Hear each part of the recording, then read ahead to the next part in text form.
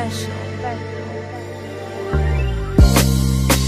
have not been in here in a while, as y'all know. I hadn't seen you. Y'all ain't seen me. It's all good. I got my cameraman with me, per usual, Sun Ocean. And I have a wonderful guest with me today. We are one and the same, but we do have our differences as how we broadcast, but we are a lot alike. And this program that we are going to do is something we've been talking about for a while, and we just haven't had a chance to do it. We have previously done one on her platform where it was a gathering of us and it was major topic. But this specific episode, we're going to break the young lady down as a person, entrepreneur, book writer, a mother, and thus forth. Yes? Yes. So I bring to y'all, ladies and gentlemen, Ashley Davis. Oh, how do you want me to say that? That's fine. Ashley Davis, that's me. Okay. Do you have books with you? Because I did not. I left mine. That's all right. I did not bring any That's books. That's the blessings of technology. I'll have all that up on the screen probably more than likely. Okay. Yeah. But yes, let me make sure I get back to my sponsors. We are sponsored by Dr. Grizz's Shoe Cleaner. Of course, I don't have any with me, but you'll see the commercials as it's prompted, as usual, letting you know that we're keeping them A1 clean all the time. Oh, that's my camera. A1 clean all the time. Did I get that? It don't matter. It's all raw, and I'm having a good time, and I'm a little nervous. So if I get a little stuttered, don't worry about that. I get through this, and I get in my groove in a second. You know what I'm saying? And I don't think, when was the last time you did a podcast? Oh, it's been a while since I did a podcast. Yeah, so we both been months. Yeah, we both been off. So, bear with us. Yes, please. Okay? Bear with us. As we dig into these topics about this young lady. She's such a gorgeous person. I know this camera got the... Thank you. Yeah. But and anyway. Thank you for having me as well, Chris. Oh, yeah. Thank you. I mean, I need this just as much, because you would be the first woman. Really? The first woman. Really? Yeah. Okay, I feel special. You would be the first woman that they actually get to see. Okay. I did one with Amber about a year and a half ago. I was brand new, and I never pressed record. Really? We did a whole podcast. It was great, and nobody will never see it. Really? And we often tried to think about redoing it, but it was so authentic. I don't know if we could duplicate that again, so it's so hard. So I think maybe one day we'll get back to it. But yes, you are the first official woman to be on here. And I'm glad that that it is, because you're probably what inspired me to get into podcasting. Really? Yeah. I mean, because you don't think you can do things. True. Until you see somebody closest in your neighborhood, from your neighborhood doing it. And then you start to think about it. Now, granted, I have been in the music business before. And I started shooting videos then, so I got kind of used to the equipment. But I ain't want to rap no more. And I just had a whole bunch of talent and skills. I didn't know what to do with it. And then I saw you. And I said, you know what? I'll get into that. Exactly. And I said, hopefully one day I have her as a guest, or I'll be her guest.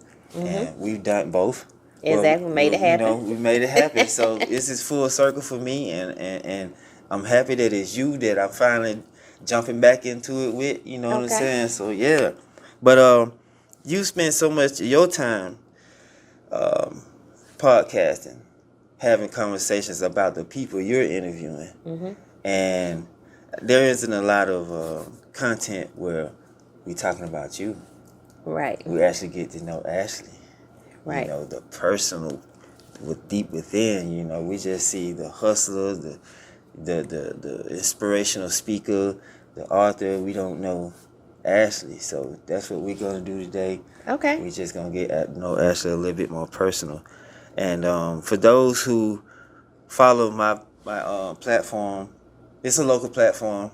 It's gonna be Thomaston, Griffin, a lot of local areas, but your expansion is farther than that, right? So everybody around here generally gonna know, right, that you from Thomaston. Correct. Right? Yes, I'm from Thomaston. But the fans are viewers or followers who may see this who don't know that, like your followers.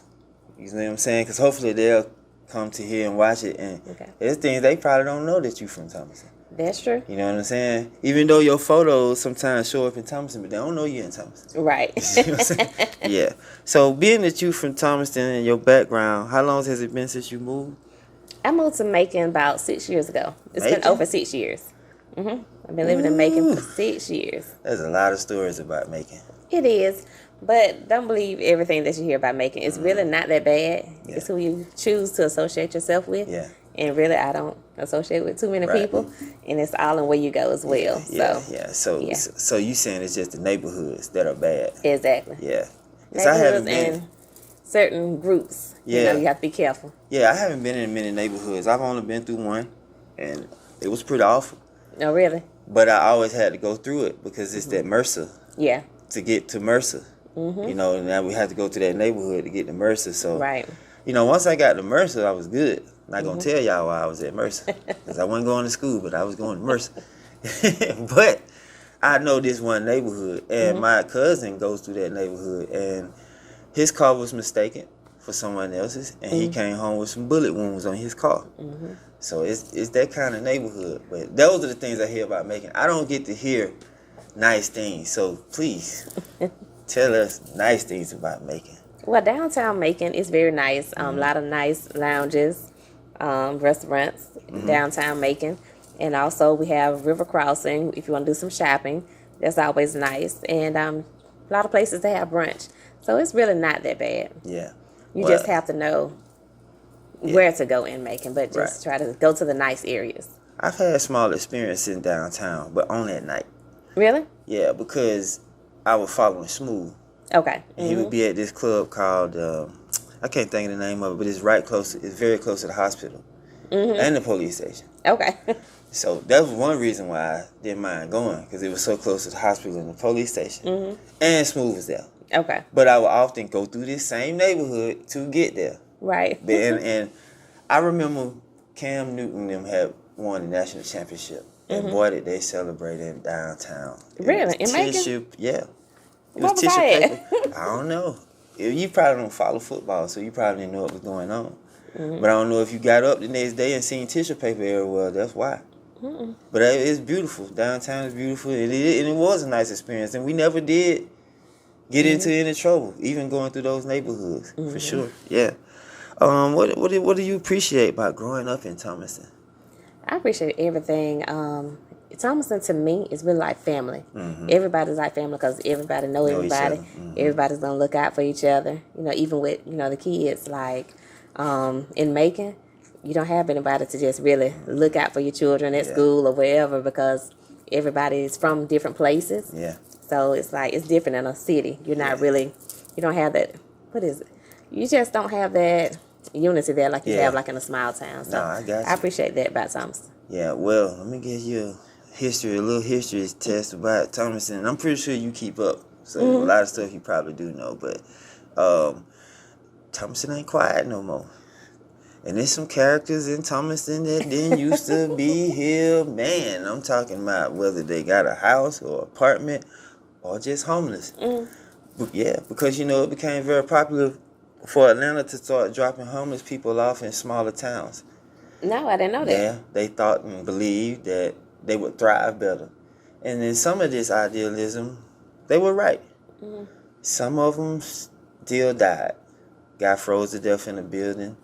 One of them got hit by a truck just crossing in the street. Really? Yeah, it's a See, I pile had no of them. It's a pile of them here, but it's a pile of them everywhere. Right. And so you have people who have been put out their homes and other places are moving here because it seemingly feels like it's cheaper to live here. I work in the barbershop, so every week and a half, somebody come in here looking for barbers saying they just moved here. Okay. Yeah, so there's a lot of random characters here. Right. Also, the housing in Spalding, Okay. they put a lot of those people out.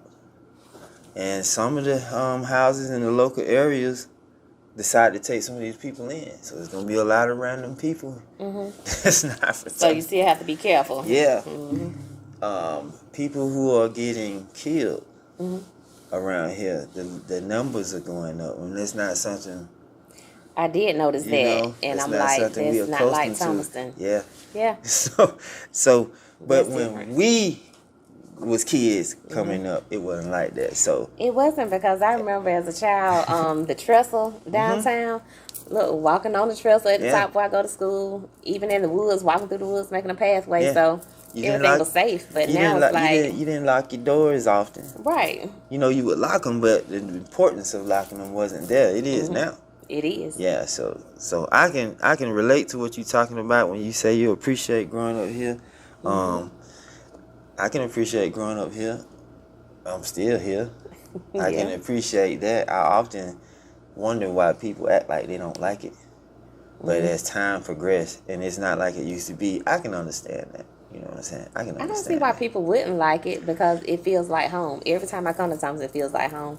But at the same time, I just feel as though when you move to a different city, it's just more opportunity for growth.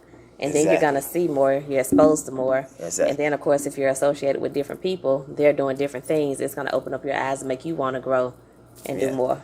Exactly. So I'm glad you said that, because that's exactly what I was finna say, right? Because I ain't always been from Thomaston, but I spent most of my life here, right? But I ain't lived in Thomaston. I lived in Lawtown. Right. You know what I'm saying? On the But I- outskirts. yeah. And I haven't lived in Lawtown since I was in my teens. Okay. You know what I'm saying? So I look at Thomaston and people the way I look at me in Lawtown. I love Lawtown, but I got big wings, and I need room Right. to flap them. That's right. And there's not a lot of room in Lawtown to flap big wings. You Right. see what I'm saying? And I think about people that move from Thomaston. I think that's why. I think their wings are big. You know, I know a lot of people stay here in their 30s and waited till their mid-30s and they decided, you know, my wings are just too big. Right. Would you say that's what you're saying? Like you had big wings, Yeah. and you really could, cause you really flying now, But- figuratively and literally. I'm trying. I'm trying. It's not easy, but I'm definitely trying. But it took me, even with moving out of Thomaston, it still took some time before I noticed, you know, the size of my wings. Okay. Yeah, it took some time. But you still felt more freer. I did. I did. It get a little cluttered in here. Right. You know what I'm saying? Everybody start looking at you going up. Right. They subconsciously start trying to pull you back down. A lot of people don't know you're doing that. Right. You know what I'm saying? A lot of people don't know they doing that, but you know, it's all good. I love that, because that's exactly why I left Locktown. But what was your parents like? Like, was they strict? Did they kind of like give you free range? Just kind of, we some 80 babies. Let me tell you, my mom was very strict. Yeah. There was a lot of stuff I could not do. A lot of, you know, she was very particular about people I hung around. She just, and I didn't understand why. You know, I was very rebellious about it. And I was sneaky. So it was like, if it's something I really wanted to do, sorry, mama. But, you know, I still snuck out and did whatever it is I wanted to do. And I was like, I just pay for the, you know, later with a whipping or whatever. But yeah, she Whooping. was strict. And my dad, he died when I was younger. So Okay. I was like, what, 6? Oh, He okay. passed, so yeah. But he wasn't strict at the time now. Yeah.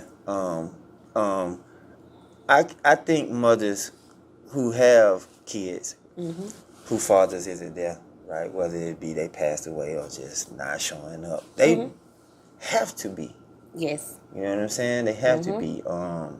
Because I know for my kids, they grew up their first 6-7 years. We was a unit, and now we're not. So they learning that. You know what I'm saying? And I'm always strict. Right. And they don't get the soft nurturing anymore. Really? They're just dealing with full throttle strict now. You know what I'm saying? So now I'm trying to learn how to tone some of that stuff down. And balance it out. Yeah, but you said whoopings. That kind of stuff don't even happen these days. It don't, because that's my oldest daughter. She was telling me, she was like, my youngest get away with so much, and she could never get away with anything. Yeah. But I was like, I was still learning how to be a mother with Yeah. my first one. Yeah. But with the second one, it's like, okay, I understand it, and I can just, I see my mistakes or whatever, so Yeah. I can kind of maneuver better with the second one. Well, let's just dig into the whoopings itself, right? So we got them. Yes. and we know how we felt about them. Right. And I know my class, that 98 through 2000, everybody was at school saying the same thing. I'm not going to whoop my kids. Right. Right? And them are the 20-year-olds, 23, 20-year-old kids now. Yeah. You see what I'm saying? Yes. Now, some of us, we backtrack. We start papping them up. But now we into the 20s, the early 20s, the late. And I just had to change. Like, his oldest brother, he got some of that. Okay. His, my oldest son, he got just some of it. Right. He ain't had a whole lot of it. Right. You know what I'm saying? Because Are you becoming a South version, or what is it? it became trend or what people could digest, right? When we grew up, everybody was doing it. Right. So it wasn't frowned upon. I'm like, oh, they do it over there, or that lady over there just whipping her kid. Now, somebody might put their phone on you and report you. Right. Something that's very subtle over there could turn viral. All of a sudden, everybody talking about it. You see what I'm saying? So that's what I was trying to avoid. I had my mama who whooped me. I had my daddy who thumped me upside the head a million times. I had my cousin who whooped me. My auntie who whooped me. My sister, we 1 year apart, but we would just fight, and she would usually win the fight. All was telling me not to whoop my kids. Right. And I couldn't never understand it, so it was always so I was like, well, I'm going to have to stand down because it's frowned upon now. So now I'm having to practice something new. And I tell them all the time, I should have never stopped hitting y'all. But I don't hit them, Every now and then, he'll give me some more attitude I don't need to have for the day, and I might have to smack him once or twice. But we used to get an event, a whipping. Right. Like, it wasn't no 1 or 2 slaps. It that's lasted right. a few seconds. Right. You know what I'm saying? Look, with a switch or with a belt. Yeah. But, and I look back on it and I can appreciate it a little bit more, though. But That's true.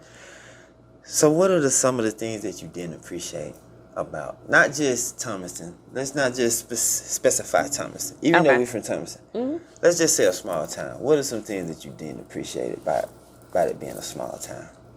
Don't appreciate. Ooh. That's a good question. Yeah. What don't I appreciate about coming up in a small town? Yeah. Mm. It could be possibly the very same thing you liked about it. Everybody know each other. Everybody know each other, yes. Yeah. But you know what? I really can't say I have any regrets. Yeah. I really can't say anything bad about small town. A small town. Yeah. No, because to me, a small town is just so much love in a small town than it is in a city. Yeah. People are so much more ruder, in a city or whatever. So it's like I'm really grateful for the experiences that I had. Yeah. Good, bad, indifferent, whatever. Okay. I really can't take that away. All right. Well, let me rearrange the question. Okay, rearrange. All right. So before social media, okay, no one knew who their hater was outside of their community. Right. You knew exactly who your haters was in your community. Right. Right? Yes. But that's what I meant by the same thing that you love about a small town was the same thing you could backfire on you. You see what I'm saying? Like, it's just certain stuff you couldn't do that you didn't want nobody to know that everybody was just going to find out. That's true. That you could do in making. That's true. And nobody will never know it. That's true. You know what I'm saying? True. Let's see. I don't know. In small towns, you have people, everybody in your business want to know all of your business. Yeah. And people speculate. It's a lot of that in a smaller town. Yeah. Whereas in a city, it's like everybody doing their own thing. Yeah. Nobody have time to just, you know what? Let me take that back. Depending on who you associate with, there are cliques in cities too. Yeah. Once you get to know them and you go out and hang out enough, you'll get to see who hangs with who. And then you'll get to see, different things within those cliques. So really, it's the same type of stuff. The same thing. No matter where you go, really. Right. It's just bigger. It's just bigger, yeah. Okay. Okay. Because I'm asking because as an adult, I look back and I be like, I worry about a lot of stuff I ain't had no business being worried about. But a lot of things I would worry about because I was afraid of people knowing and would talk about it. Mm-hmm. Like for instance, when people was breaking their virginity, right? It was most people breaking their virginity a lot earlier than they should have been. Right. But I didn't because I was scared. I was scared of rumors of not being good or just being too small. Right? Because, I would catch girls conversating about guys who was already experienced, and that some of the guys got praised, some guys got trashed. But that's still going on to this day, though. No matter where you at, just think about it. Yeah, but now I'm an adult. I don't care.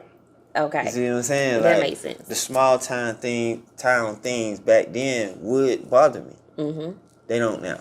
Right. I don't care what nobody think. You see what I'm saying? Like, that's what With I'm growth saying. comes wisdom, whatever. Yeah. So, I mean, you kind of just block all that out. Yeah, So, Yep. All right. Let's change it up a little bit. Short storyline before coming an author. Before becoming an author, pretty much I always have just wrote my feelings down, different emotions, what made me feel this way, why did I feel this way. So I have like notebooks, like just put up everywhere from years of writing, just different stuff. So when the pandemic happened, there was my first mentor. I reached out to her because she had a lot going on. I could just see it, her platform. I'm like, okay, she'd be somebody that'll give me that push that I need. So I told her, I want to write a book. And she asked a whole lot of questions, and that's how my first 30-day devotional came about, Bent But Not Broken. Oh, so all of this came from small writings. Right, small writing. And she told me to put it together. And I had to get all those notebooks and put, just different things together. And you did this during the shutdown. Yeah, during the pandemic. So you just had all the time in the world. No, she only gave me between, I want to say 6 to 8 weeks to get it together. But the longest process was once I turned it in to the publisher, I had to wait on him to, do his thing. So that took about another 6 months. So how many times did you quit? I did not quit.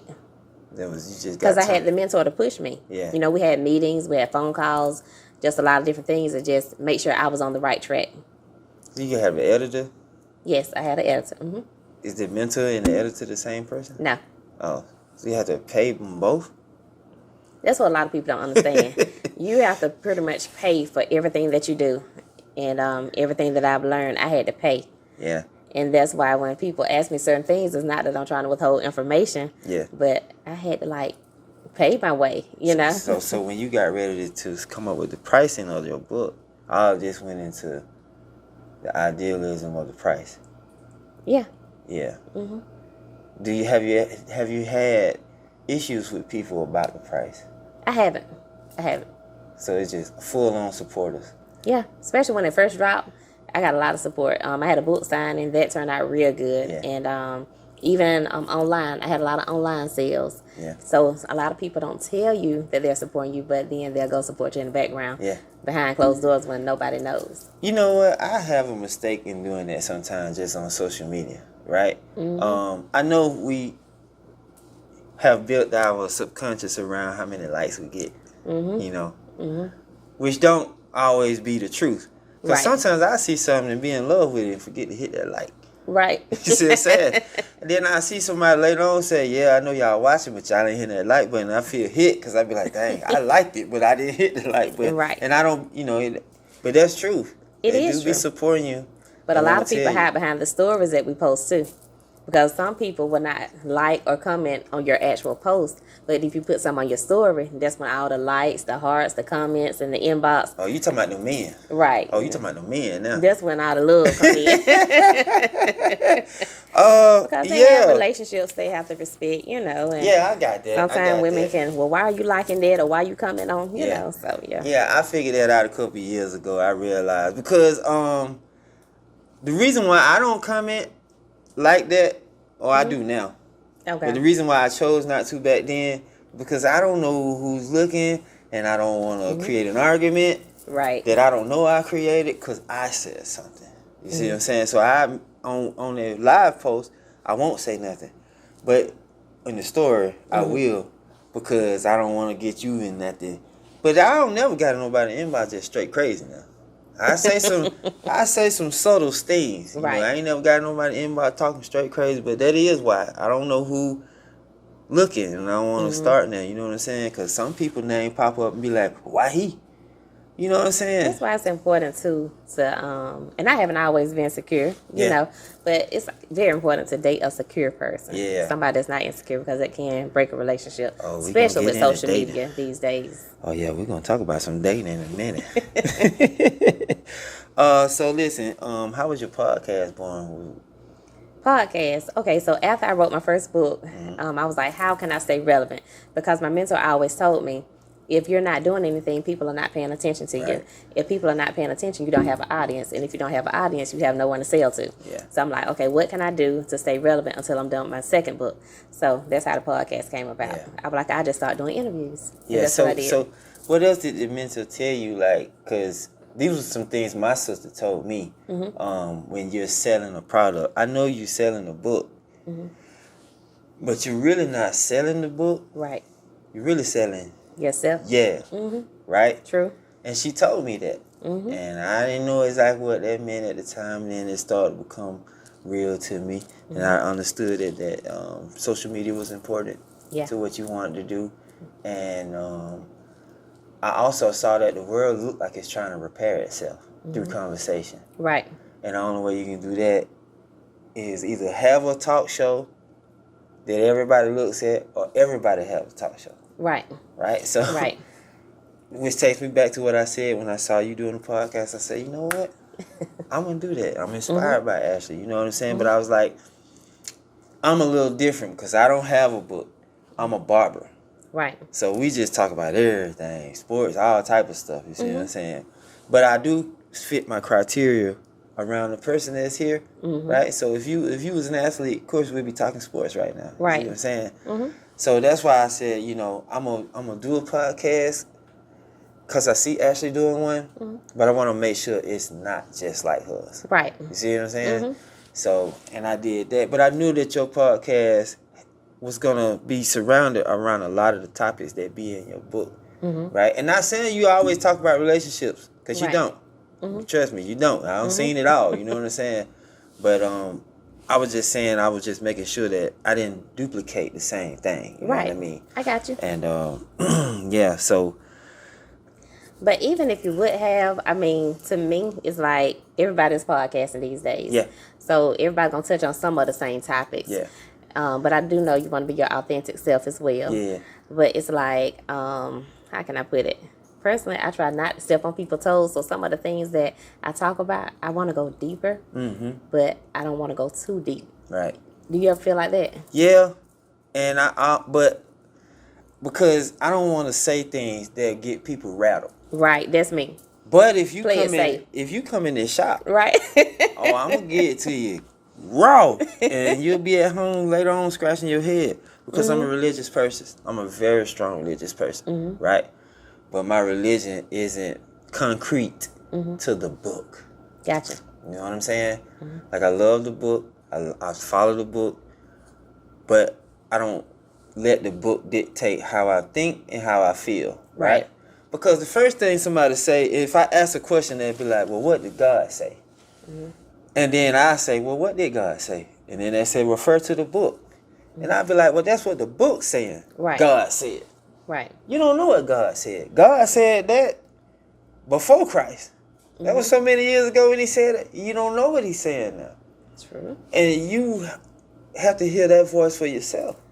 That's true. Got to have a true relationship with him. You see what I'm saying? Get those downloads. So I don't let the book, I'm not concrete to it. Right. You know what I'm saying? But I follow it.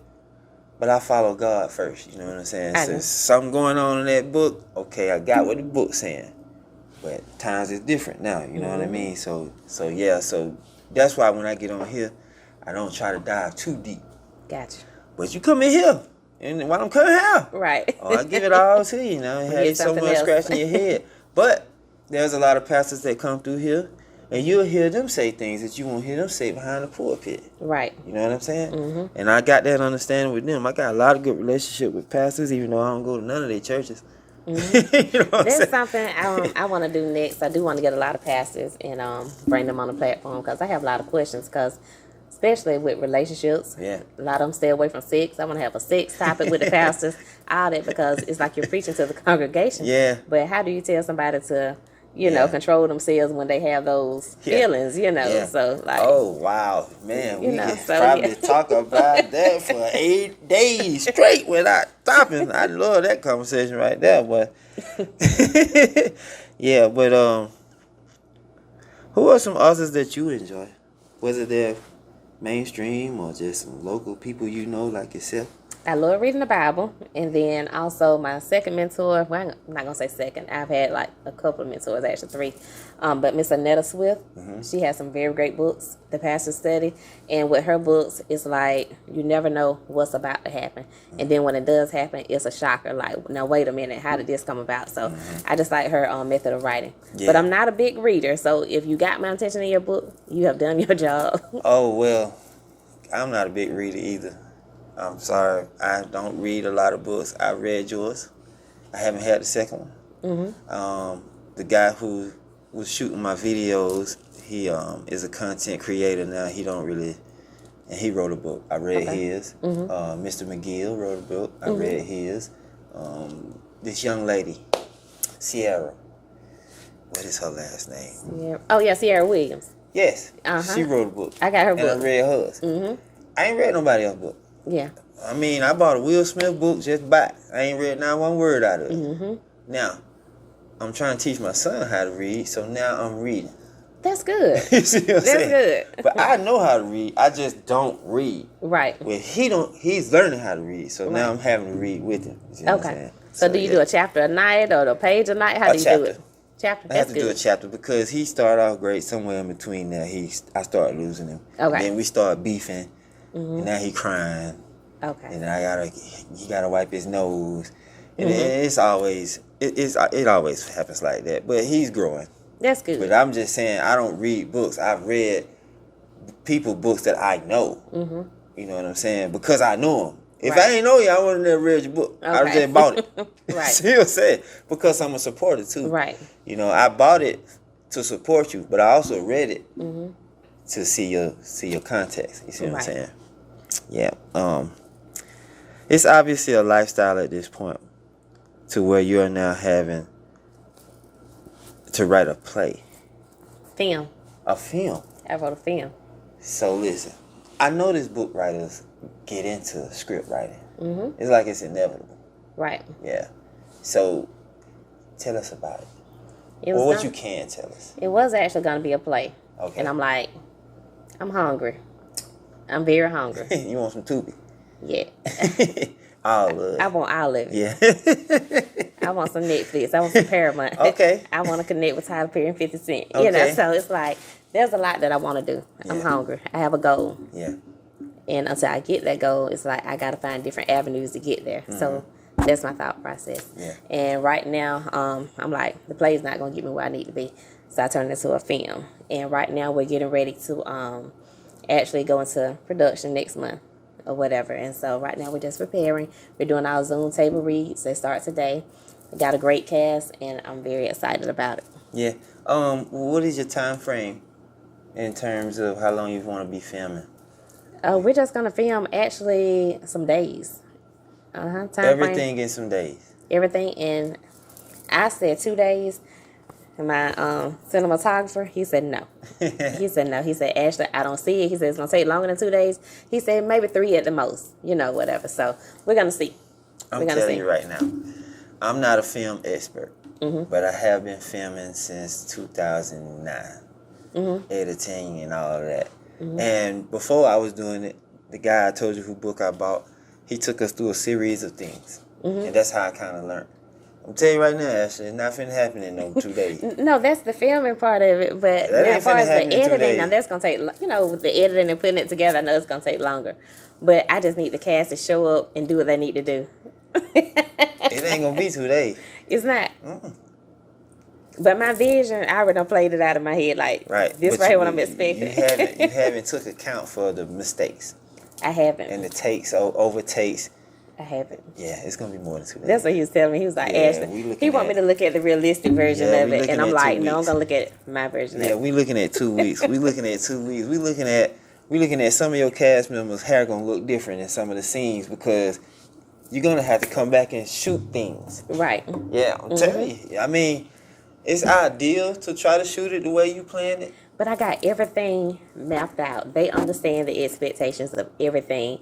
Makeup artists, stylists, everything is like, Man, if you get that thing shot in 2 days, man, I'm telling you, I might have to invest some money into that film or something. But if you get that thing shot in 2 I'm days, telling you. but that's what it takes, though, determination. Yeah. That's good.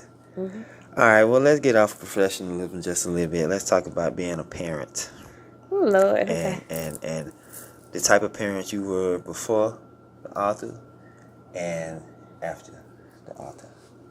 Whew. Before the author, I'm that mother that was, I wouldn't necessarily say a homebody because, I go out. Yeah. But at home, going to parent-teacher meetings and going to sport events and stuff like that, supporting my kids. And I really didn't have, I didn't have anything going on, basically. Right. No excitement. It just was a normal, everyday life. Yeah. Once the book and everything came about, more social media, more posting, it was challenging. It was very challenging. Yeah. More so with me and my oldest daughter, because you got to understand, she pretty much grew up until high school, and then it's now, wait a minute, Mama's changing. Yeah. Mama, you taking too many pictures. Mama, you are posting too much. Why you putting your business out there? Mama, that's private. Why you sharing that? Yeah. And it just was a lot of questions. Yeah. And well, Mama, why you taking the video? why you gonna do all this? Really, Mama? So it was like a lot. My youngest daughter, she's and not taking anything from my oldest daughter, because it's like she has her own thing of going to school, working, and things of that nature. My youngest daughter, she's got that ambition, that drive like I do. So it's like, as she was coming up, I was transforming, you know, whatever. So yeah, she did watch it. So it's like, it's different for her. Yeah. So I had to sit my oldest daughter down. And matter of fact, we was on vacation when I had a conversation with her. And I told her, my love for you has not changed. That has always remained the same. Yeah. I'm always going to show up for my girls no matter what. I'm going to put whatever to the side. But right now, since you was a baby, Mama has changed. She's written a book. So yes, I have to be relevant. But you have to understand, everything that I'm doing is a legacy for y'all, because it's like, as I'm relevant and these books are selling, that money is going to be coming to y'all, so it's like, you have to look at it from that standpoint. Yeah. And it's like, yes, I know I'm posting more now, but I will be more mindful and respectful of what I'm posting so that it doesn't affect y'all in a negative way. So it's safe to say that your daughter isn't comfortable with your celebrity status and growth in that. I wouldn't say celebrity, but no, she wasn't at first. It took a conversation. But she's better now. All right, we're gonna say celebrity. What magnitude of what that is, the measurement of what that is, we're not gonna dispute that or discuss what that is. Okay. Because you are a celebrity, whether you know it or not.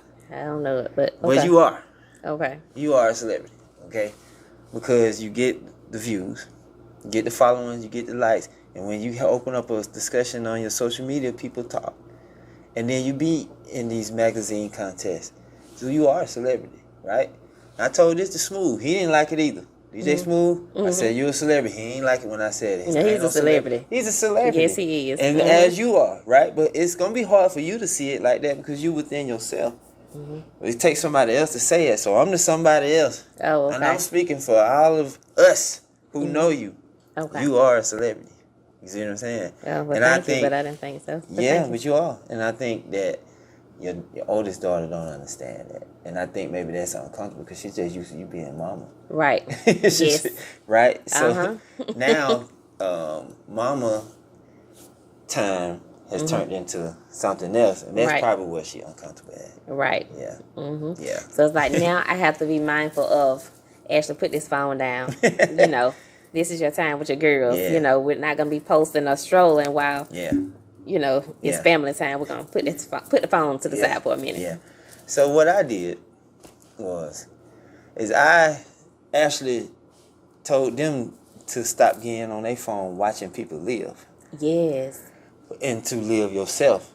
then I said, well, since you like to watch people live, why don't you get in the phone and have someone else watch you live? Mm-hmm. So I actually started letting them do their thing first. Mm-hmm. Right? Mm-hmm. But That's right. when they realized it would work, Right. it became a problem. Mm-hmm. So then that's when I was like, well, I'm going to do my own thing. Mm-hmm. And I saw you doing the podcast and I got into it. But I really was starting to use my talent for them. Right. And get them into it. Mm-hmm. So now when you see me doing my little dancing video, Oh, I love those. they in it. I love it. You see what I'm saying? Yeah, they in it. Uh-huh. Because it's really for them. Okay. Even though I'm using it too. Right. But it's for them because I'm trying to get them to understand, you know, these people you watching, Mm-hmm. they actually working on these Yeah. videos. It's actual work. And Mm-hmm. once they saw the other side of it, like you see him here today with me now helping, Right. like he understands. You know what I'm saying? Like, I Mm-hmm. can't get my oldest son to come. Mm-hmm. You see what I'm Right. saying? Yeah. Because he on the other side. Yeah. He just remember me being at all the time at home. Now Yes. I'm also in my phone sometimes. That's right. And I had to break all of us out of it, you know. Yeah. But I set up specific times for us, to, like you probably have. Mm-hmm. So yeah, I understand exactly what you're talking about. Yeah, for sure. If you see out in different places, whether all over Georgia, state to state, often seen in photos, well-known celebrities, how much are you having a good time? And how much of it is just hustling and work? It started out pretty much as a good time, Yeah. you know. But as I started, you know, growing into quote unquote Ashley D Speaks and doing all the other stuff, it turned into Work. business, yes. Yeah. Because now it's like I'm trying to get myself out here, trying to get myself known. So it's like when I introduce myself, it's not, you know, hey, you Yeah. know, I'm a fan of whatever. It's, hey, I'm Ashley. I do X, Y, and Z. Yeah. If, you know, whether they remember me or not, I don't know. But, you know, there's maybe been one or two or so that, you know, has remembered me. And, like, one invited me to Fashion Week. Right. So I went to Fashion Week in New York. And then there's another one I met That down was in recent. Miami. That was recent. Okay. I met one in Miami or whatever. And then I ended up going to fight night. And he remembered me, walked right up to me and spoke to me by name, you know. Yeah. So it's like, as I introduced myself by name, it's going to stick, you know, because I'm not there as, I don't present myself as a groupie, you know. Yeah. I sit back, I watch the scene, and then I approach, because not everybody is approachable. So you have to be careful with that. Yeah. And women, some of them are okay, but I approach a man faster than I will a woman. Yeah. Men are more friendly, makes they're sense. more open, Now, that you know. makes sense. But you do have to be careful as well, because I did have a situation where this wife of one, she got a little jealous when I spoke to her husband. Yeah. I was introducing myself, and then when she came up, you know, I spoke to her as well. You know, hey, with her, I was actually a fan of hers, but I didn't see her nowhere in sight until I spoke to him, and then she Yeah. just really came out of nowhere. But I'm like, okay, she's very insecure. So now it's like that can kind of, Yeah. if there's a man on the spotlight, you have a man that is doing a whole lot of things. Mm-hmm. As an insecure woman, you can really ruin that for that man, because not everybody wants your man. Yeah. You know, some people are really just Yeah. innocent, Yeah, you know, yeah, whatever. yeah. So Nah, I do. I know exactly what you're saying because I do watch I watch the Wayne skits, Mm-hmm. you know, and all of his lady interests. B want to be a part of his life, and he won't allow them because of that very reason. yes, they can ruin it, and Yeah. it will ruin your brand, because people will not want to work with you. Yeah. And I used to date a guy that was actually in the spotlight, you know, whatever, and did his own thing. And at that moment, well, at that time, I was insecure, you know. Well, who is that? Why is she speaking to you like that? He was like, you can really mess up my brand, so Right. you may not need to come, you know, whatever. Yeah. And I didn't understand that until I started, you know, doing my own thing. And I dated somebody that was insecure. And I'm like, you're not about to mess up, you know, my podcast or nothing that I have going on. Yeah. You know, I need somebody secure on my Right. team. Right. Right. Yeah. I'm watching you as you travel, and I mean, I admire it because I traveled like that when I was trying to do the music business, right? But I ain't never go out of the state. But every weekend, I was having to be somewhere. Because if you really want to put your face out there, you have to actually put your face out there. You have to go to the people. You know what I'm saying? You do. And, man, that was work, right? Now, this is the money. nightclub. This is the nightclub. Yeah. It's music, it's drinking. You know what I'm saying? The idealism of a nightclub is to have a good time. I never had a good time. I was never having a good time. And me and his mother, we would often get into it when I come back because she perceived it as I was having a good time. But I was never having a good time. It's just the environment that you in It had that to- make it seem like you're having a good time. And see, for this podcast that I'm doing now, I don't promote it like that on my feet. Mm-hmm. Yet. Right. Because I feel like when the day comes, I'll be doing what you're doing. Mm-hmm. And right now, I ain't ready for that because he's so young and his basketball career is important to me. So Right. he needs me. Right. You know what I mean? But and I'm watching you, and I'm like, when you post your pictures, you have this glorious smile on your face. But I thank often wonder if you just tired, just ready to go. You know what I'm saying? Because I used to be like that on the pictures. They'd be like, take these pictures. I'd be like, in the back of my head, I'm like, man, I'm ready for this to be over. Depending on the type of day or what is going on, yes, there are times when I actually get overwhelmed, you know, and I do have to pull away sometimes, Yeah. or whatever, and just take me a moment. Yeah. So It gets overwhelming. do your particular person understand that? Do they think you just out there having a good time, or do they actually know that you're overwhelmed sometimes? The guy that I'm dating now, he is so supportive. Okay. Very supportive. He actually encourages me.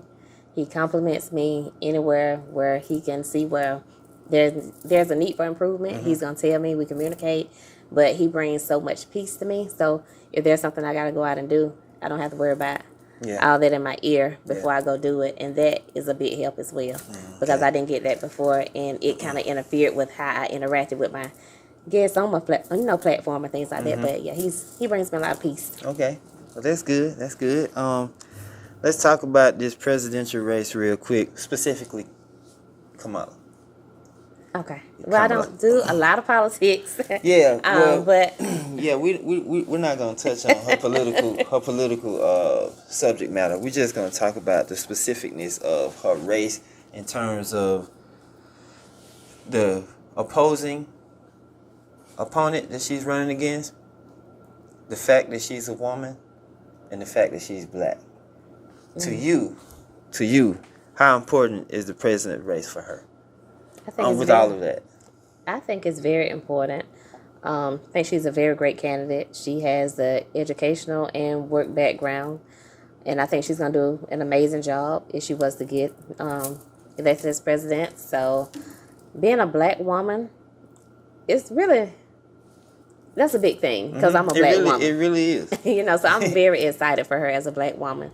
And then it's like she has the equality that she's looking at as well, making sure everyone feels accepted, making sure everyone can make their own decision as to how they want to live their lives. And I think that's very important. And even though I'm not at an age where I want to have any more kids, I look at my kids, they can have kids, so it's very important for them to be able to make a decision, whether or not they want to birth a child.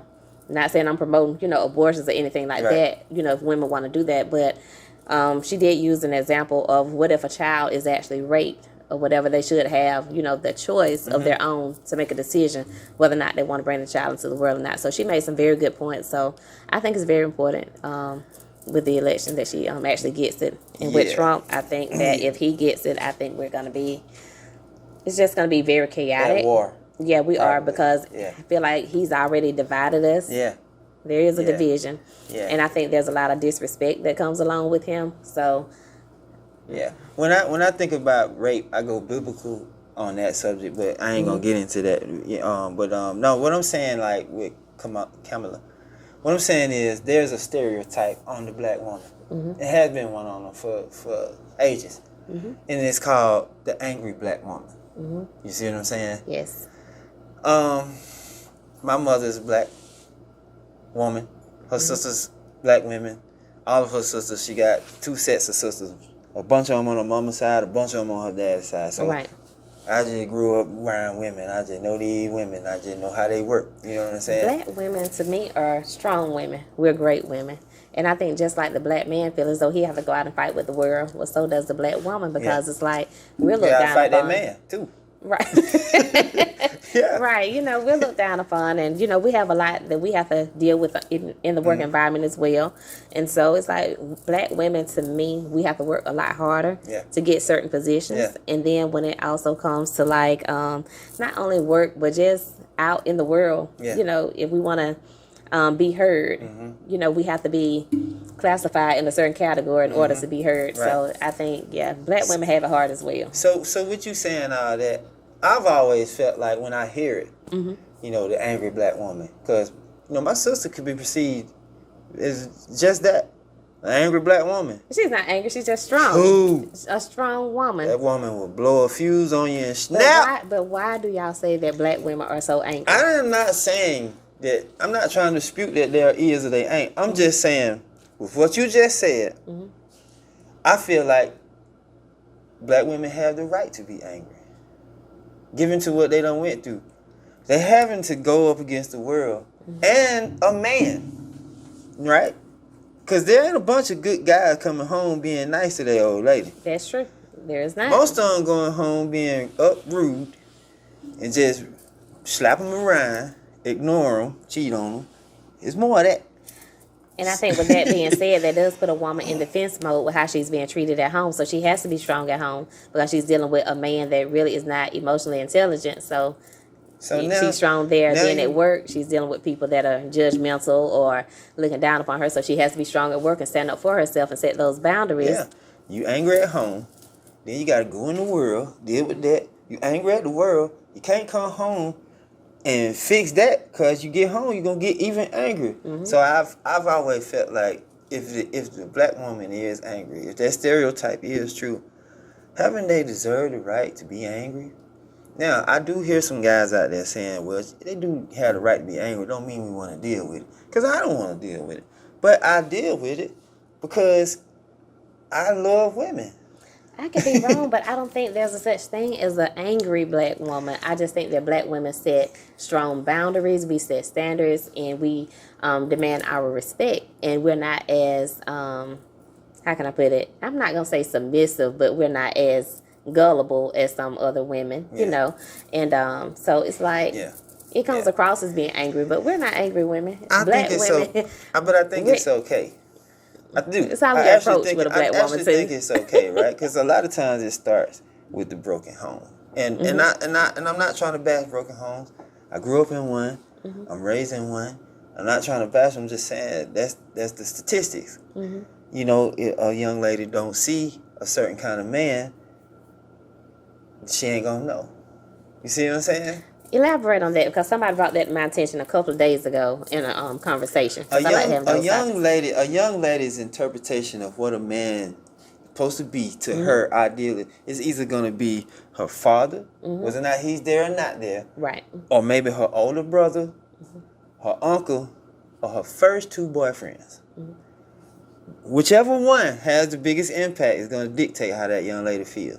If you have the young lady who got a father in the house and he's respecting her mother, showing her mother love, that's what she's gonna look for in men. True.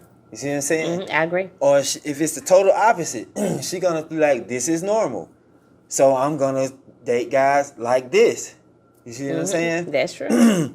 So, or you could be in a broken home, but your dad is a nice guy. He's just not there every day to show it to you, to her mother. But you see your dad is a nice guy, but you mess around and get a boyfriend who you thought was this, and he turned out to be that. Now that's your first interpretation. You see what I'm saying? I do. And so what I'm saying is, black women have earned the right to be angry if that stereotype is true. And I know you want to defend it and say that it's not, but I'm saying it takes a man to understand that that's going on and try to help her tone that anger down. Without telling too much, let me share the reason why I say no. Because I was in a relationship where this guy was always argumentative. Every time he turned around, he wanted to argue about something. He was name calling. It was just he was always enraged. So, of course, I got in defense mode to defend my character against some of the things that he was saying. Right. Okay, the guy that I'm in a relationship with now, total opposite guy. He's very respectful. He's very loving. He is just, like I said, it's a totally different person. Yeah. He gets a softer version of me. Yeah. I can just really just be my soft self. I feel almost like a little girl because I'm shy around him. And even though it's been almost 2 years now. So it's like, Yeah. I'm shy around him, whatever. And it's like he just brings out a different version. I can just really be my soft self, and I don't have to be in, defense mode or angry all the time. So you basically saying what I just said. Yeah. Yeah. So it's okay. That's why I'm saying, like, I know black women want to defend that stereotype. It's the person that comes up against that woman at the time. Right. So whatever they bring to that woman is what they're going to get. So if you come to this black woman with anger, she's going to be in defense mode to give you, she's not going to bow down to you. She's going to give you what you want. But if you go soft. I'm going to say this is why I'm going to say it's okay, right? Because I see kids all the time. Mm-hmm. And I see kids go to school, having trouble at school, and the school doing whatever they can to try to figure out what's going on. They call the parents, and the parents come up there and go off. Mm-hmm. See what I'm saying? Right. And I be trying to get people to understand that a lot of times these kids is at school carrying on like that because they're angry. Mm-hmm. They're without. Mm-hmm. Their parents ain't paying them no attention, and they're building anger. So they come into school angry. Right. So when things happen at school, you're getting the anger from the house. Right. But you don't know that. You just think he or she being bad. Mm-hmm. You see what I'm saying? True. But you got to know that when you call the parent come up there going off. Mm-hmm. Now it's time to not punish this kid. Now it's time to give this kid some love. Because you can reverse that anger. And I think sometimes just with coaches, because we talked about that on when I came to your podcast, we talked about how some single mothers can help. And it helped with coaches because sometimes coaches discipline kids where these kids are not getting it at home. True. And then some of these kids, you can't discipline them. They can't handle it because the world is so heavy on them and they're already angry when they get to practice. And as a coach, we have to know that. And some of these kids, we can't just breathe on them too hard. Mm-hmm. You know what I'm saying? Mm-hmm. Because they're already angry. And so how do you break that down as a coach? You just got to know it. And just like a real man got to know that about a black woman. Mm-hmm. You can't just dismiss a black woman because the stereotype of them being angry. You got to teach her how not to be angry because everything she's been through has shown her to be angry. Mm-hmm.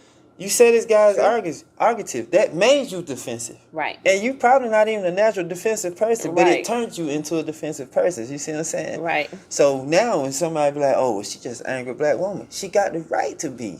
You earned that right. And it's okay to be angry because the world makes you angry.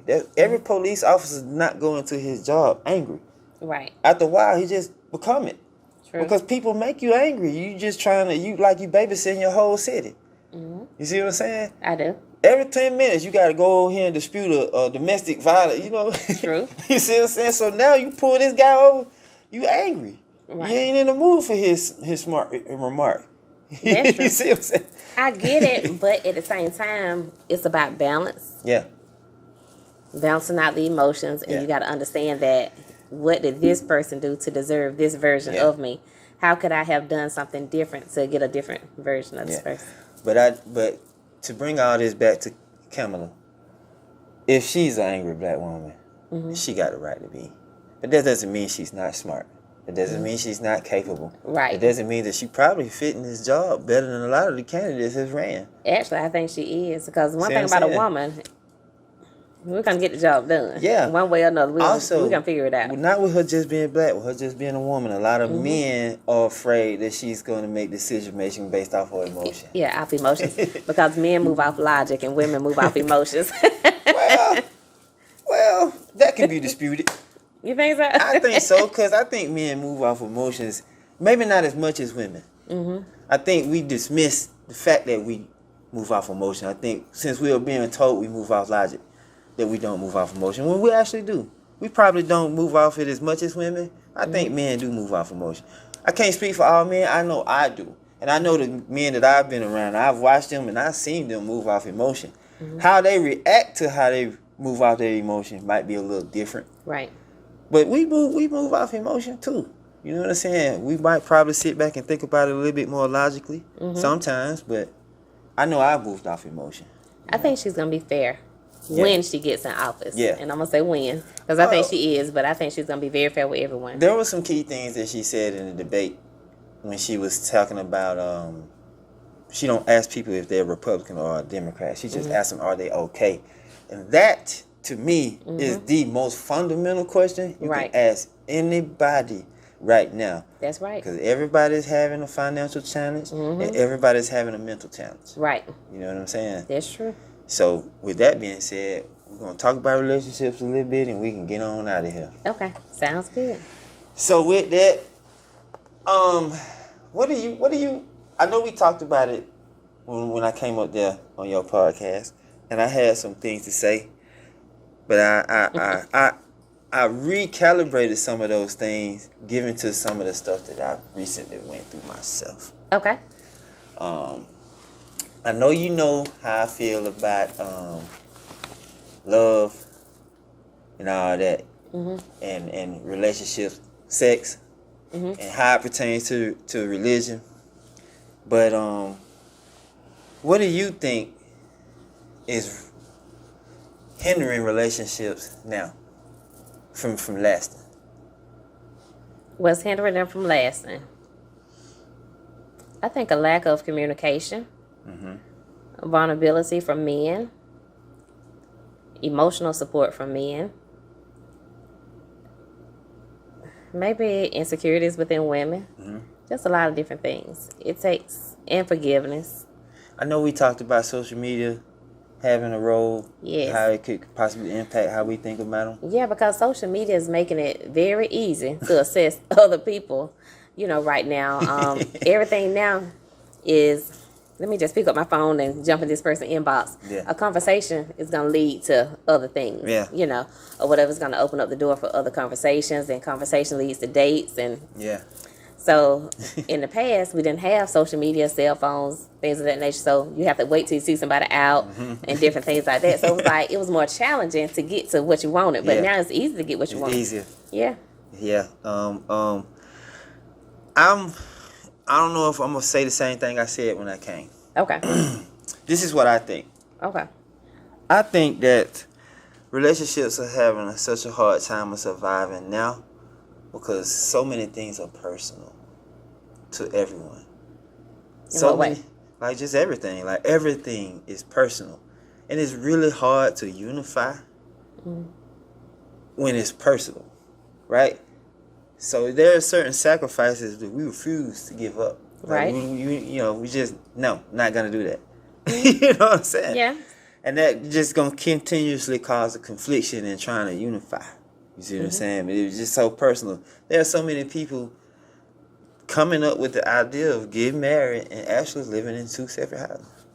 That's becoming a normal thing because of this personal. Right. You see what I'm saying? But here's what I think is the most important thing in relationships for working people, I'm going to say. I don't know about the people who don't work. Okay. They like, y'all, they do what they need to do. Right. For working people, entrepreneurs, constantly moving people, like, we don't have the time. We don't have the time anymore for each other because we trying to struggle in today's economy and catch up. You know what I'm saying? We don't have the time. Whereas when we were doing the pandemic, we had all the time in the world. Yes. And people was popping up pregnant, and so many babies came from that. You know, I don't think we have the time. And we're fishing for the time. And when we think we're finna link up, we don't. That create a disbelief, or you start, I think they being raunchy on me. You know, I don't think people have the time. But what happened with me is, I fell in love actually. You did? Like totally. Oh, that's good, all the Chris. way, yeah. I'm probably not out of it. That's good. I'm probably still in it. No, I'm serious. I'm serious. That's good. And it's a delicate situation because how I look at relationships, I don't look at relationships in terms of faith. I don't believe the book when they say be faithful to people. I think you're supposed to be faithful to God. Okay. You know. Because if you're faithful to God, you're going to be faithful to that person because you're honoring the commitment under God. Maybe. No. What I'm saying is, don't trust people. Just trust God. Right? If you put your trust in a person to think they're gonna be like this, you're wrong. Right. Right? You just have to trust God to put what you need in between y'all. Okay. You see what I'm saying? Mm-hmm. Because you could be financially in line, you could be mentally in line, you could be emotionally in line, and sexually in line. Right? But that doesn't mean you trust that they not doing that somewhere else. Right. You see what I'm saying? True. So now we got the thought process in our head to say, this is how it's supposed to be. But that might not be how it's supposed to be, which takes me back to rape. You see what I'm saying? Most of us got here without us even knowing how we got here. You see what I'm saying?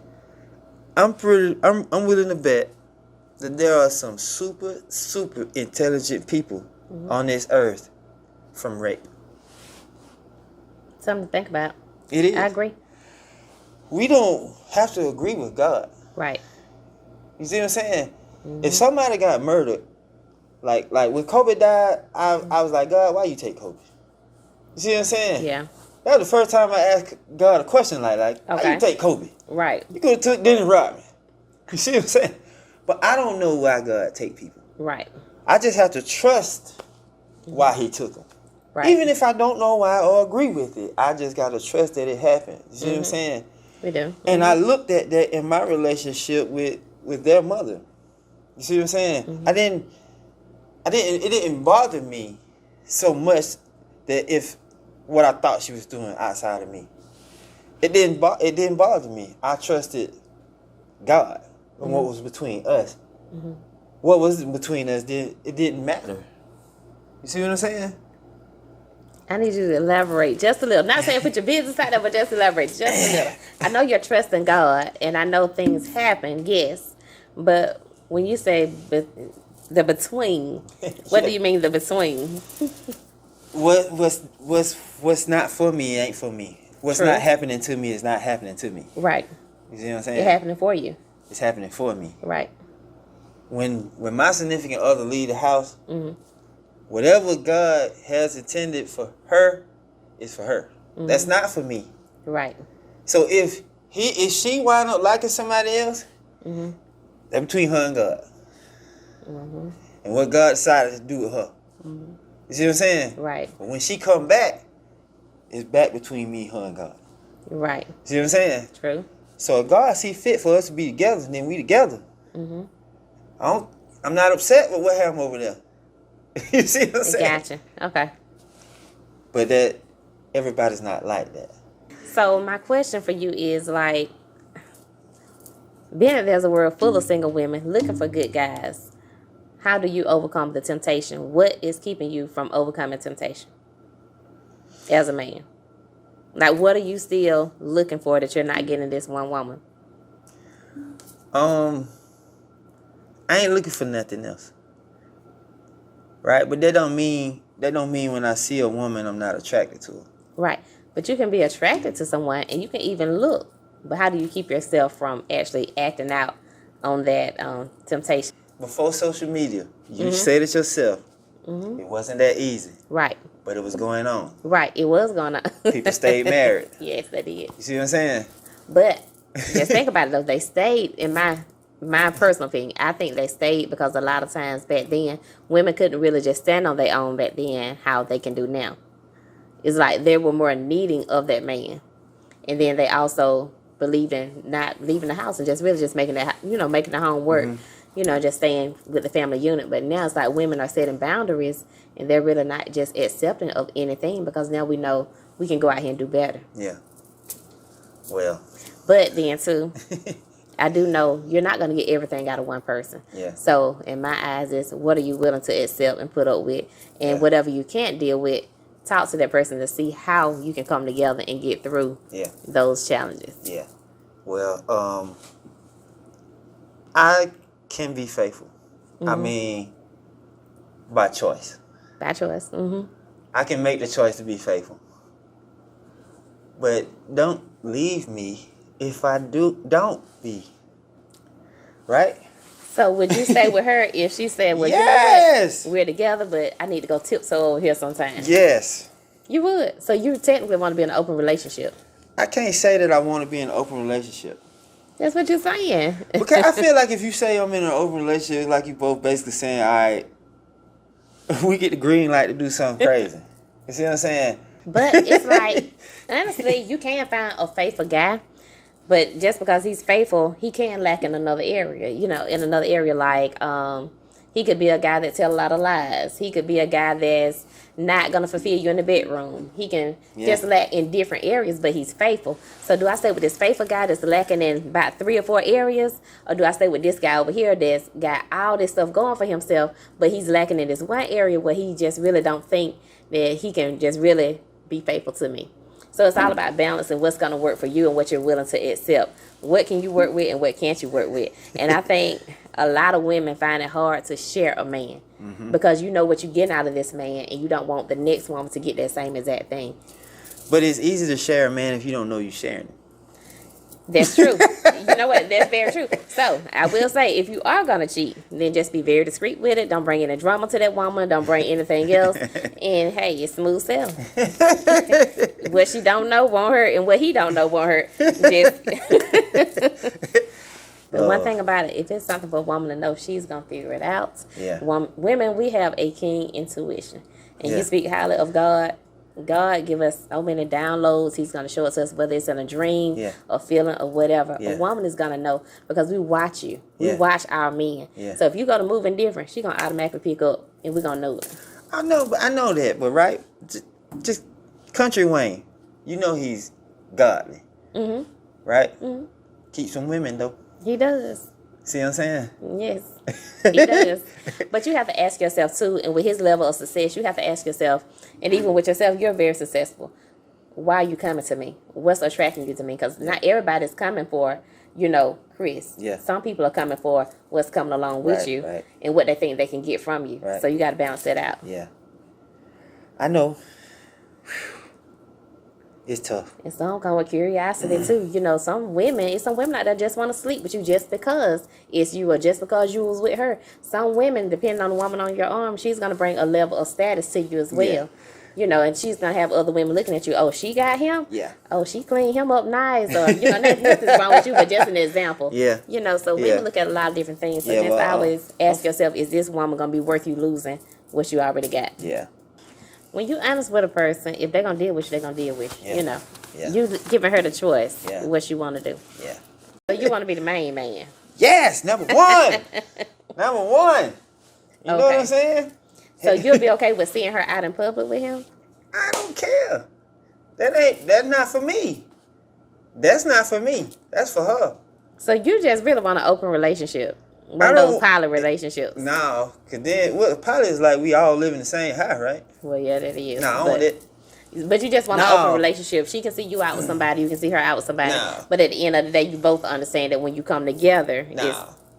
I'm saying if she go and get a physical trainer and he's training her and they touching each other and they don't grow the relationship and something happened and they don't tell nobody, but they still friends.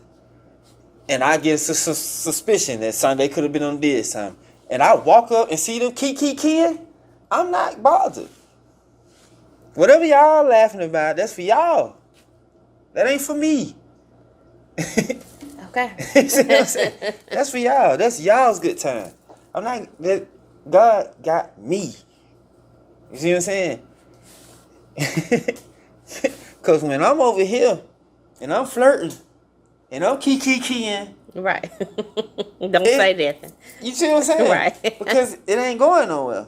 Okay. But if it did, I'm gonna come back to this high and I'm gonna be the top tier husband, the top tier friend.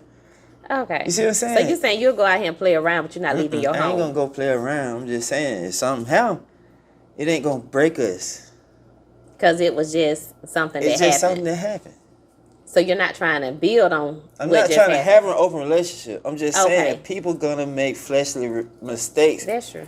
or some mental mistakes, and I'm not gonna press you or break up with you about it. Like if I feel like we good together, what happened when we're not together?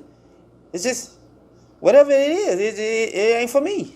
I got a friend that she always say, never say what you won't do, because when the perfect opportunity presents itself, you just may do it. So Yeah, that's not for me. Like it's not my job to make her happy, and it ain't her job to make me happy. Even Right. though that's true. she contribute to it. Right. You know, as soon as I see her, I get happy. Yeah. You know.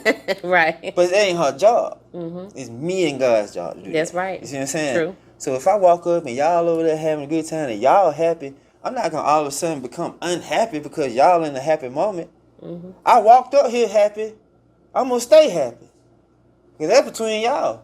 Now, if y'all over there laughing and we go home and we ain't laughing, I got a problem. Long as when y'all laughing, that's what I'm saying. Okay. Okay. It ain't for me. It just ain't. You know what I'm saying? And I'm not a possessive person. I also think sometimes that That's hurt good. people. I'm not possessive. I don't feel Right. like I own her. right. When we get married, we sign a contract. It say we're partners. It don't say I own your body. I own Right. your mind. You still you. That's true. In the past relationship, that guy that was very aggressive and everything, he was very possessive. Possessive. But right now, it's like this guy, he's not jealous. Yeah. None of that is not. He don't come across as, oh, I own you. You Yeah. know, none of that. Mm-mm. Yeah. I got So, a yeah, that makes a basketball, difference. man. It's my favorite basketball, man. And I don't really like let people use it. But when they ask me, I let them use it. But I don't leave until they get back. Right. I'm not, you see what I'm saying? I do. And that's how I feel about people. Like, I don't own her. You don't own him. And just whatever, I'm in love, and whatever's going on outside of that doesn't bother that. You see what I'm saying? I'm still with you. We still together. That's what Kevin Gates said in one of his interviews, too. What? About not owning, you know, A person. a person. You don't We own think them. that. We think that. We get in our feelings. Like, oh, hell no, you better not be over there talking to her or Right. him. You Yeah. know? That's it. So how do, wait a minute, one question before we end.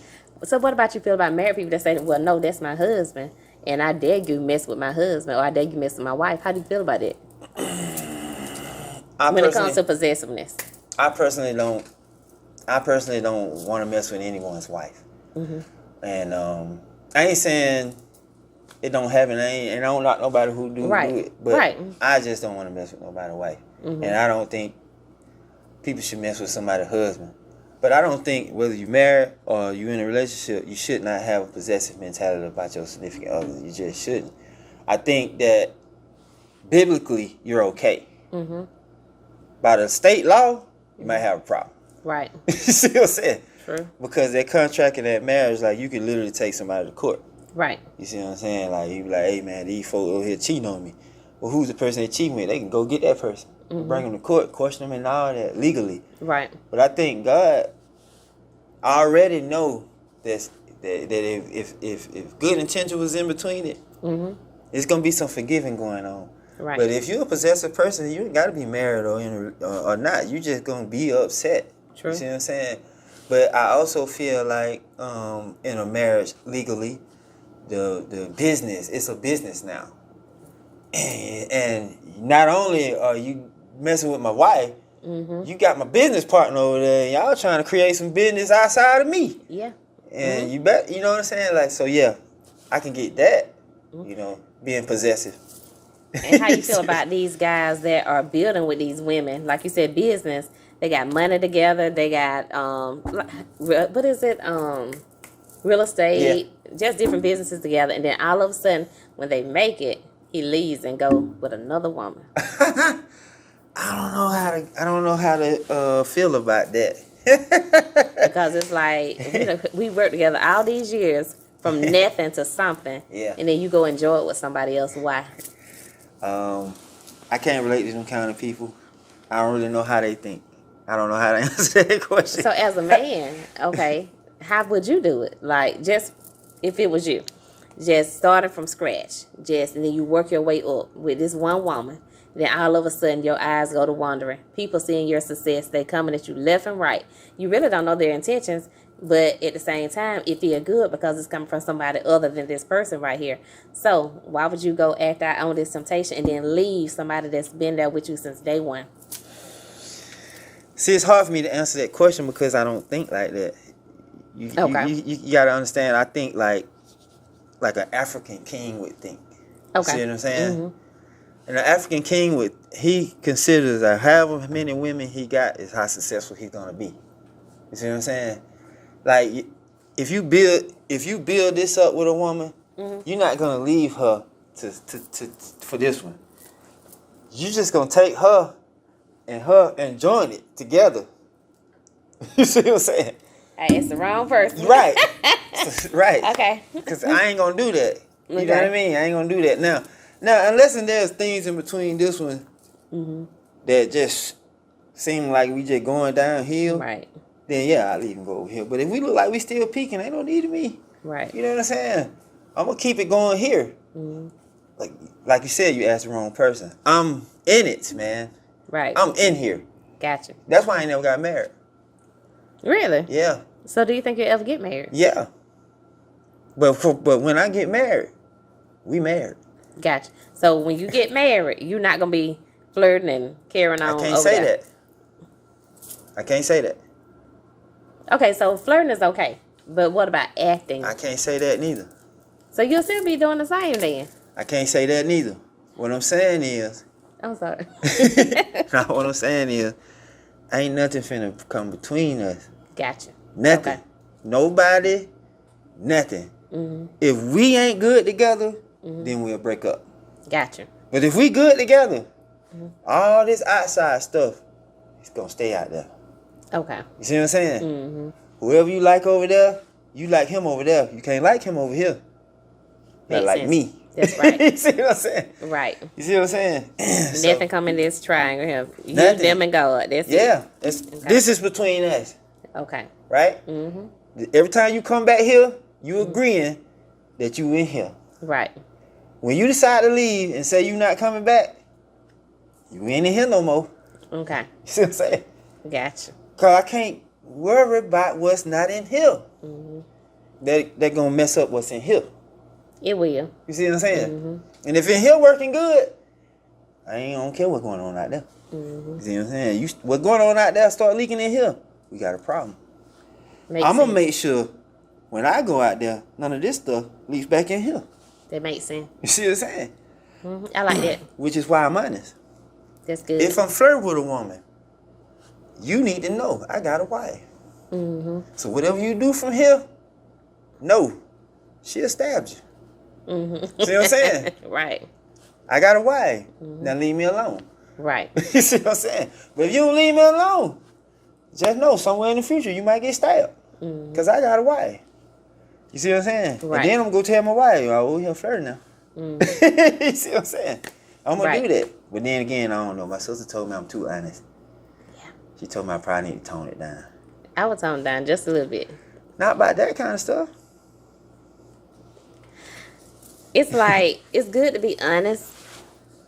It's good that you're being honest because you're giving them the opportunity to decide if they still want to move forward with you or not. Yeah. So that's a good thing. Let me ask you this. But at the same, okay. Let me ask you this about your current significant other. Okay. Is he consistent? Yes. Has he been consistent? Yes. And he showed you nothing else, has he? And that's the only thing you can believe in. Okay. When he go outside of that consistency, you got a problem, right? Right. I'm consistent. Okay. You see what I'm saying? Gotcha. That's what I'm consistent. Okay. So that's what I was trying to get her to understand. I know some of the things I'm saying to you is scaring you away from me. No, it's not. No, I'm talking about my friend. Oh, okay. See what I'm saying? But I'm gonna be consistent. And I think she's seen that. Okay. You see what I'm saying? You're gonna like who you like. That's true. Is he consistent? That's right. I'm consistent. You're gonna always come back to what's consistent. True. See what I'm saying? So I don't care what you're doing out there. That's right. I'm gonna have a problem if you don't come back in here. Right. Now we got a problem. See what I'm Right. saying? And that's what my problem was at. I thought I was getting kicked out my own circle. And somebody else was getting put in a circle I made. You see what I'm saying? That's when my problem came in.